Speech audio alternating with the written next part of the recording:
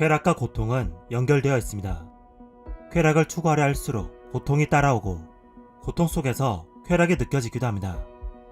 중독을 연구하는 스탠퍼드 정신학 교수 애나 렘킨은 우리 뇌에 쾌락 고통 저울이 있다고 합니다. 이 저울은 수평을 맞추려고 하죠.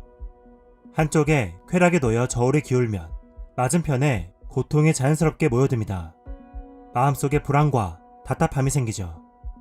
이에 우리는 더 큰 자극을 추구하고 저울은 다시 쾌락으로 움직입니다. 보상 회로가 점점 둔감해집니다. 자극에 내성이 생깁니다. 이제 평범한 기분을 느끼려 해도 자극이 필요해집니다. 중독 물질이 효과를 발휘하지 못하는 지점에 이르면 우리는 비참한 기분에 빠집니다. 고통이 커집니다. 이제 이 저울을 잠시 멈춰야 합니다. 저울에 올려진 것을 내려놓아야 합니다. 애나 렘킨은 책 도파민 네이션에서 중독을 멈추는 방법을 도파민의 스펠링으로 설명해줍니다. 1. 데이터. 무엇에 얼마나 의존하는지 솔직하게 인정해야 합니다. 문제가 되는 중독, 과잉 자극은 무엇인가요? 하루에 몇 번, 일주일에 몇 번 빠져드나요? 2. 목적. 그 과잉 자극이 어떤 효과를 주나요? 모든 행동에는 나름의 이유와 혜택이 있습니다. 사람들은 온갖 이유로 고도의 도파민을 분비하는 물질과 행동에 빠집니다. 지루해서, 사람들과 어울리고 싶어서, 분노, 불안, 우울, 고통을 피하려고 등등이 있죠. 중독에 빠져 있다고 나를 한심하게 바라보기보다는 나름의 이유가 있어서 그 자극을 원했다는 것을 받아들이는 것이 중요합니다. 3. 문제. 그 과잉 자극의 문제는 무엇일까요?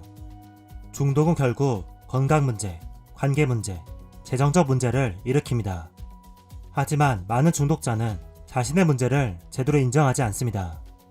과잉 자극 때문에 불안과 초조함을 느끼는 건데 오히려 자신은 그 자극을 할 때 사는 것 같고 편안해진다고 말하죠. 자신이 중독인지 모르는 사람, 무엇이 문제인지 모르는 사람에게 필요한 것이 바로 다음 단계입니다. 4. 절제. 30일간 절제를 해보는 겁니다. 중독이 아니라면 혹은 문제가 크지 않다면 한 달 정도는 끊어도 괜찮을 겁니다. 30일을 못 참을 것 같다면 문제가 있다는 거죠. 불안 때문에 약물을 한다는 환자에게 저자는 이렇게 말합니다. 실험을 하나 해보면 좋겠어요. 한 달 동안 약물을 끊어보는 거죠. 불안해서 약물을 한다고 말해주셨는데 오히려 약물을 끊어서 불안이 없어질 가능성이 있어요. 물론 처음에는 금단 증상 때문에 기분이 안 좋을 거예요. 하지만 처음 2주를 버틴다면 다음 2주 동안은 기분이 좋아지는 것이 느껴질 거예요. 왜 한 달일까요?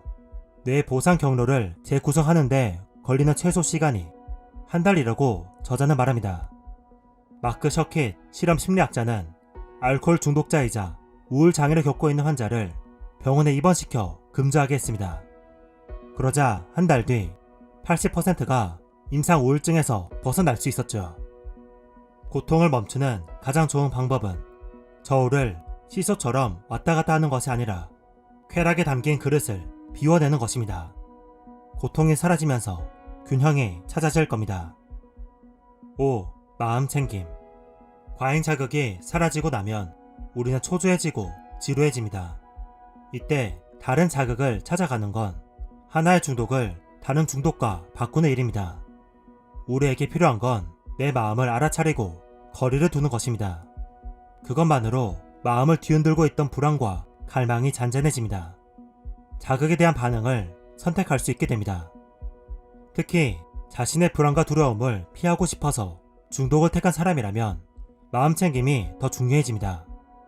과잉 자극을 앞세워 피하고자 한 것이 무엇일까요?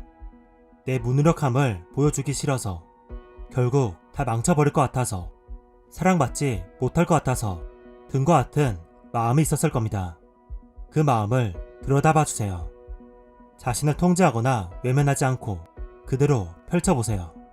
새로운 생각과 기분이 생기고 자신과 세상이 다르게 보일 것입니다. 그릇이 비워질 것입니다. 나머지 세 단계인 통찰, 다음 단계, 실험의 앞글자를 합치면 도파민이라는 스펠링이 완성됩니다. 나머지 세 단계는 책에서 만나보세요. 마지막으로 소개하고 싶은 것이 있습니다.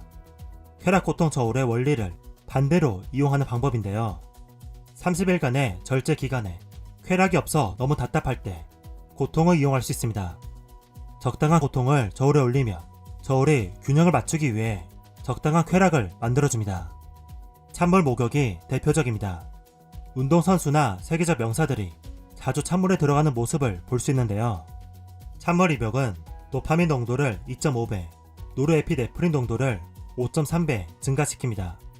도파민은 찬물 목욕 중에 꾸준히 증가하고 목욕을 끝난 후에도 1시간 동안 증가 상태가 유지되었죠.